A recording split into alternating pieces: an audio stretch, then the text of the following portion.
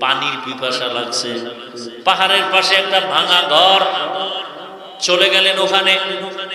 গিয়ে দেখে এক বৃদ্ধা নারী, বুড়িমা, ডাক দিয়া কয়, মা আমাকে একটু পানি দাও, পানি পান করব। বৃদ্ধা মহিলা কোথার থেকে পানি এনে দিল। বাদশাহ হারুন রশিদ পানি হাতে নিয়ে পান করবে, ঠিক এমন সময় বুড়িমা বলে, এই পানি পান করিও না, শোনো,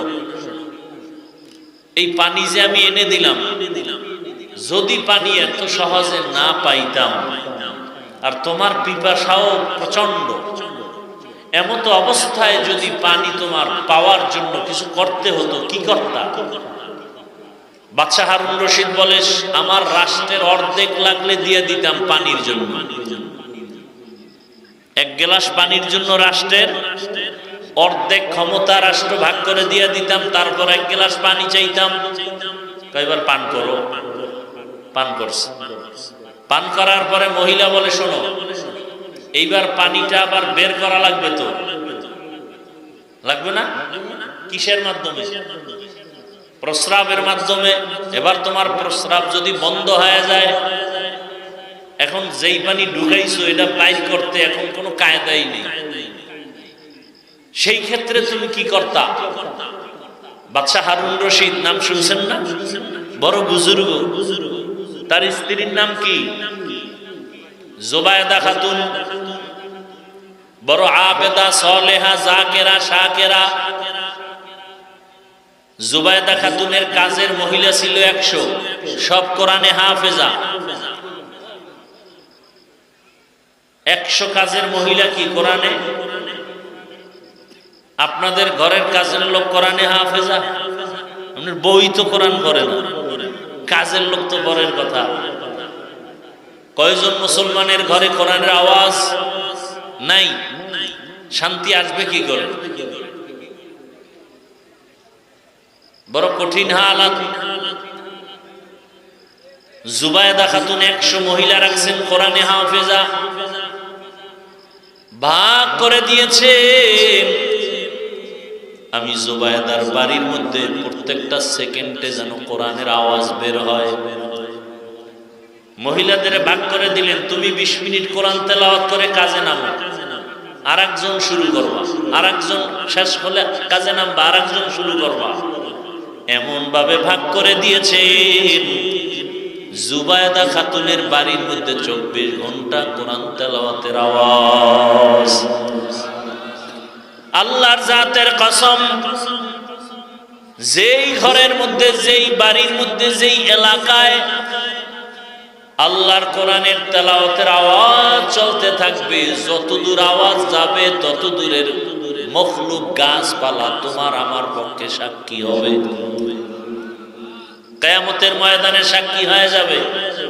কোরআনের আয়াত, ইয়াউমাইযিন তুহাদ্দিসু আখবারাহা বিআন্না রাব্বাকা আওহা লাহা। দর কিয়ামত এই জমিদার নে কো বদ কে জেনা দিদা গওয়াহি হাদেহা। বাদশাহ হারুন রশিদ এখন এই প্রস্রাব করে পানিটা বের করতে লাগলে তুমি কি দিবা? বাকি অর্ধেক রাষ্ট্র দিয়া দিব। কয় তাহলে ফলাফল কি দাঁড়াইলো? 1 গ্লাস পানির দাম তোমার পুরা রাষ্ট্র। পুরা, চিন্তা করতে পারছেন? 1 গ্লাস পানি বিনিময়ে পুরা রাষ্ট্র দিয়ে দিবে। তাহলে 1 গ্লাস পানির দাম যদি এমন হয়, দৈনিক 20 গ্লাস 50 গ্লাস যারা পানি পান করো, তুমি এর নিয়ামতের কি শুকর আদায় করছো? আবার যারা পানি অপচয় নষ্ট করো, আছে না নাই? হাত ধুইতে পানি লাগবে 1 কোষ, পুরো 1 গ্লাস পানি অপচয় করলা, আল্লাহর কাছে হিসাব দিতে হবে। নবীজি 1 কোষ পানি দিয়ে গোসল করছেন, 1 কোষ পানি দিয়ে গোসল করে ফেলেছেন।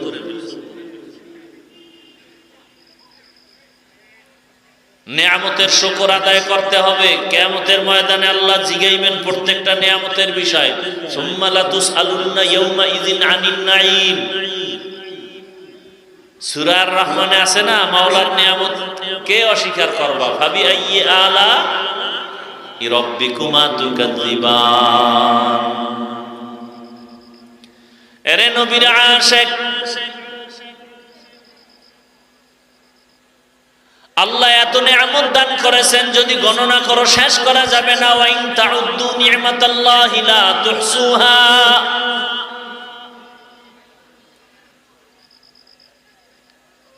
আল্লাহর কাছে চাও শুকর আদায় করার জন্য, তৌফিক লাগবে কার? তৌফিক আলাদা আরেকটা নিয়ামত। তৌফিক, আল্লাহ যদি তৌফিক না দেন শুকর আদায় করা সম্ভব? আপনাদের এই মজলিসের ভিতরে এমন টাকাওয়ালা নাই মাসে একবার বাইতুল্লাহ যেতে পারে? কথা বলেন। কিন্তু কপাল খারাপ, এক বছর হইছে একবারও যেতে পারে না। বছর বছর যুগ যুগ চলে যায়, বাইতুল্লাহ যায় না। কেউ যদি দাওয়াত দেখায়, আমার মাইয়া বলা ছোট, কেমনে যাই? কপাল পুড়ছে। যদি ওটারে কোন রকম ঘুরায় দেয়, এবার কয় আমার ব্যবসা বাণিজ্য উল্টা পাল্টা সরানো ছিটানো, এটি না গুছাইয়া যাইতে পারি না, কপাল খারাপ। যখন কোন অজুহাত পায় না, সর্বশেষে অজুহাত দেয়, মা বাপরে না নিয়ে আমি কেমনে যাই। এরকম চালাক ফাজিল আছে না নাই?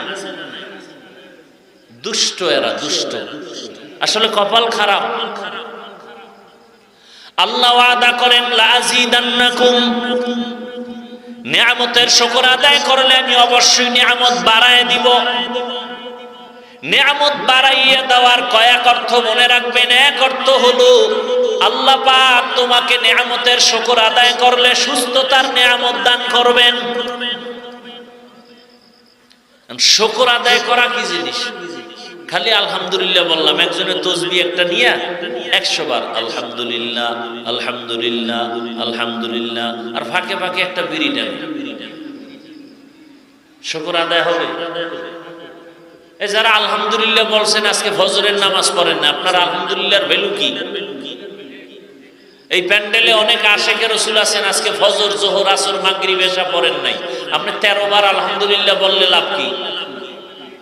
যারা সুদের টাকায় ব্যবসা করো, 24টা ঘন্টা আপন মায়ের সাথে জিনার গুনাহ হয়, কত বড় নিকৃষ্ট সন্তান।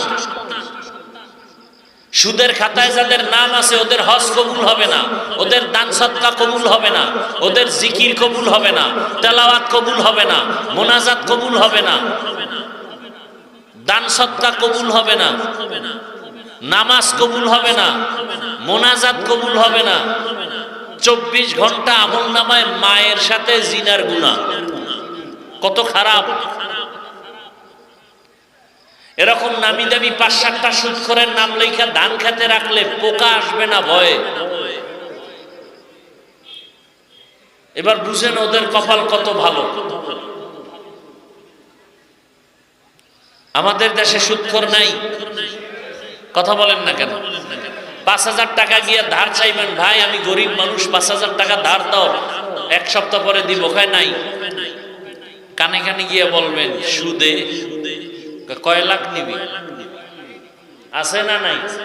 এরকম বেয়াদব আছে না নাই? শান্তি এমনি আসবে?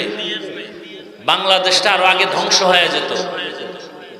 মাদ্রাসা, মসজিদ, আলেম ওলামা, কোরআনে হাফেজদের কারণে ধ্বংস হয় না।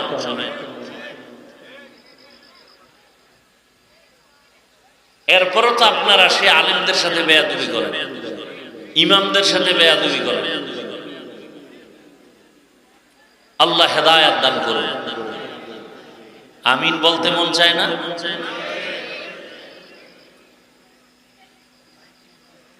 আল্লাহ বলেন বান্দা আমার কাছে চাও, আমার কাছে যে চাইছে আমি চাওয়া মাত্র দিয়ে দিছি। আমার কাছে চাইতে দেরি পাইতে দেরি হবে না।